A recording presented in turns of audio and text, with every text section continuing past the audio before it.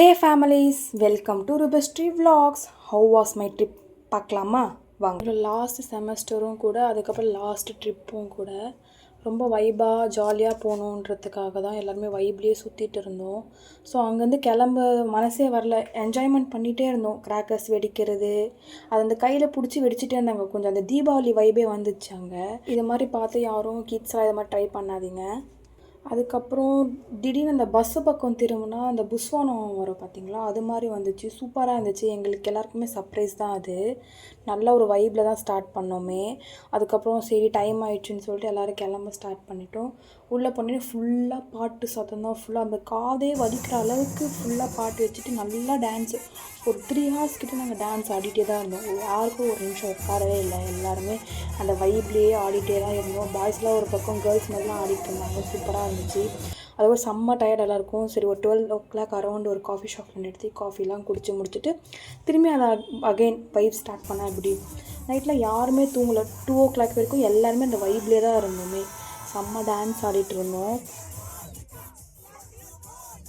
அதுக்கப்புறம் சேலம் ரீச் ஆகிட்டோம். சேலம் ரீச் ஆகணுமே முருகர் கோயில் இருக்குல்ல, அதனால் அங்கே பார்க்க போகலான்னு சொல்லிட்டு போனோம். அரௌண்ட் ஒரு 2:15 அப்படி தான் போய் ரீச் ஆனோமே.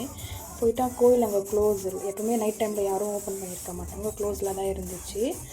அப்புறம் கிட்ட போய் பார்க்கும்போது எல்லாம் நல்லா தான் இருந்துச்சு. நைட் டைமில் யாருமே இருக்க மாட்டாங்களோ, கிட்ட போய் பார்த்தோம் நாங்கள். நல்லா இருந்துச்சு சூப்பராக. அதுக்கப்புறம் பார்த்து முடிச்சுட்டு அப்புறம் சின்ன சின்ன கடையெல்லாம் இருந்தது, அதெல்லாம் பார்த்துட்டு வந்துட்டோம். நெக்ஸ்ட் டே வந்து மார்னிங் ரூம் புக் பண்ணி அங்கே ஃப்ரெஷ்ஷப் ஆகிட்டு எல்லோரும் ரெடி ஆகிட்டோம் கம்பெனி விசிட்காக. அப்புறம் சரி சாப்பிட்டு போயிடலான்னு சொல்லிட்டு நான் வீட்டிலேருந்து எடுத்துகிட்டு வந்தேன் சப்பாத்தி. அதெல்லாம் எல்லோரும் ஃப்ரெண்ட்ஸாக ஷேர் பண்ணி சாப்பிட்டோம். பசங்க நாங்கள் ஹோட்டலில் தான் சாப்பிடுவோன்னு சொல்லிட்டு ஒரு ஹோட்டலுக்கு ட்ராப் பண்ணாங்க.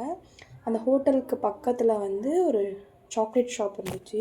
ஃபுல்லாக சாக்லேட்ஸாக குவிச்சு வச்சுட்டு இருந்தாங்க. அம்மா ஸ்ட்ரிக்டாக நீ சாக்லேட்ஸ்லாம் எதுவும் வாங்கிட்டு வராத வீட்டுக்கு, யாரும் சாப்பிட மாட்டாங்கன்னு சொல்லிட்டாங்க. அதுக்கப்புறம் இந்த டேட்ஸ்லாம் நிறைய வெரைட்டி ஆஃப் டேட்ஸ்லாம் இருந்தது.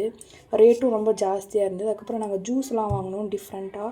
இந்த ஆலோ ஃப்ரூட்லாம் மிக்ஸ் பண்ணியிருந்தாங்க. இந்த கற்றாலெல்லாம் மிக்ஸ் பண்ணியிருந்தாங்க.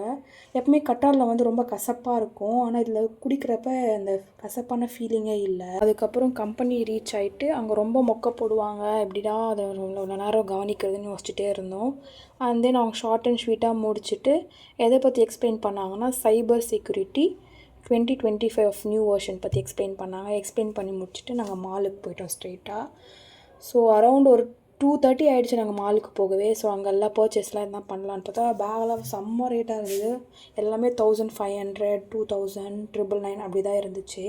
சரி, ஸோ நான் எங்கள் ஊர் ட்ரெண்ட்ஸுக்கு போயிருந்தேன். அங்கே வந்து ஒரு ட்ரெஸ்ஸு பார்த்துருந்தேன். அது வந்து பில்லிங் ஆகலைன்னு சொல்லிட்டு ஹோல்ட்லேயே பண்ணியிருந்தாங்க. ஸோ ஒரு ஃபங்க்ஷனுக்கு போட்டு போகணுன்னு சொல்லிட்டு நான் அந்த ட்ரெஸ் எடுத்தேன். ஸோ அந்த பில்லிங்கெல்லாம் முடிச்சுட்டு லைட்டாக பசிச்சிச்சு. சரி சிக்கிங்கில் ஆஃபர் இருக்குதுன்னு சொல்லிவிட்டு அங்கே போய்ட்டோம் ஸ்ட்ரெயிட்டாக சாப்பிட்றதுக்கு. போயிட்டு ஆர்டர்லாம் பண்ணிவிட்டு ஒரு 10 minutes உட்காந்து கதெல்லாம் பேசிகிட்டு இருந்தோம். பேசி முடிச்சுட்டு அந்த ஆர்டருக்கு வெயிட் பண்ணது என்னமோ 10 minutes தான், ஆனால் சாப்பிட்டு முடிச்சது 5 minutes சாப்பிட்டு முடிச்சிட்டோம். அவ்வளோ பசி. அதுக்கப்புறம் மால்லேருந்து வெளியே வந்து வெயிட் பண்ணிகிட்டு இருந்தோம். எங்கள் கிளாஸ் பஸ்ஸில் நாங்கள் போய் பிரியாணி வாங்கிட்டு வரோம் அப்படின்னு சொல்லிட்டு போனவங்க ஒரு 1 hour கழிச்சு தான் வந்தாங்களே. அங்கே இது எங்கே தான் போனாங்கன்னு தெரில, ஆனால் போயிட்டு வந்ததுக்கு செம்ம வறுத்து. பிரியாணிலாம் சூப்பராக இருந்தது, டேஸ்ட்டாகவும் இருந்துச்சு. சாப்பிட்டு முடிச்சுட்டு லியோ படம் போட்டாங்க பஸ்லேயே. எல்லோரும் சாப்பிட்டு அப்படியே ஃபிலிமை பார்த்துட்டு அப்படியே தூங்கிட்டோம் லைட்டாக. அதுக்கப்புறம் நெக்ஸ்ட்டு எங்கே போகலான்னு சொல்லிட்டு நேராக ஈஷாக்கு போகலாம் அப்படின்னு சொல்லிட்டு போனோம். போகிறப்பவே கிளைமேட்லாம் ஃபுல் சேஞ்சு, செம்ம மழை. அப்புறம் சரி அங்கே எப்படி இருக்கும்னு தெரியலையேன்னு சொல்லிட்டு போனால் இறங்கணுன்னே இந்த மவுண்டன் வியூ பார்க்கணுமே, சூப்பராக இருந்துச்சு. நாங்கள் ஒரு 5:30 வந்து ரீச் ஆகிட்டோம். ஆனால் அங்கே வந்து 7:20 தான் லைட்டிங் வரும்னு சொன்னாங்க.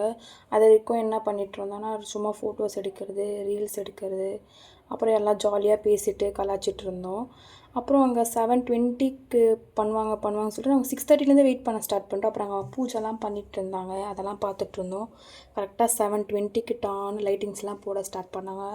வைப்பாக இருந்தது. அப்படியே ஃபுல்லாக லைட்லாம் ஆஃப் பண்ணிட்டு அந்த சிவன் மட்டும் தெரிகிற மாதிரி அழகாக பண்ணியிருந்தாங்க லைட்டிங்ஸு.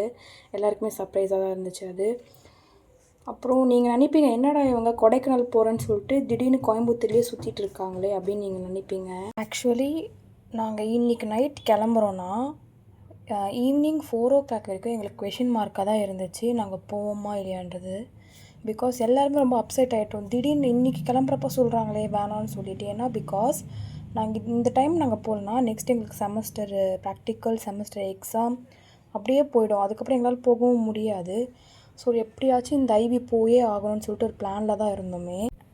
ஏன் கொடைக்கானல் வேணான்னு சொன்னாங்கன்னா, பிகாஸ் ஆஃப் த சீசன். அங்கே வந்து மழை அதிகமாக இருக்குது. போயிட்டு எப்படி வருவீங்க? அதே மாதிரி மலை மேலாம் ஏற முடியாது. நியூஸ்லேயும் பார்த்தீங்கன்னா நெகட்டிவாகவே வந்துட்டுருக்கு அப்படின்னு சொல்லிட்டு பிரின்சிபல் மேம் இதுக்கு அலோவ் பண்ணவே இல்லை.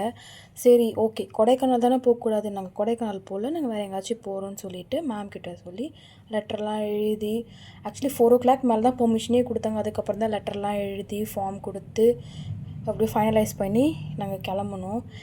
எல்லாருமே ரொம்ப அப்செட் ஆகிட்டோம். ஏன்னா நாங்கள் வந்து ட்ரிப் ஸ்டார்ட் பண்ணதுலேருந்தே ஒரு இடத்த ஃபிக்ஸ் பண்ணி ட்ரீம்லாம் வச்சுருப்போம். இங்கே போனால் இது பண்ணலாம், அங்கே போனால் இப்படி பண்ணலான்னு சொல்லிட்டு ஒரு ட்ரீம்லேயே இருந்திருப்போம்.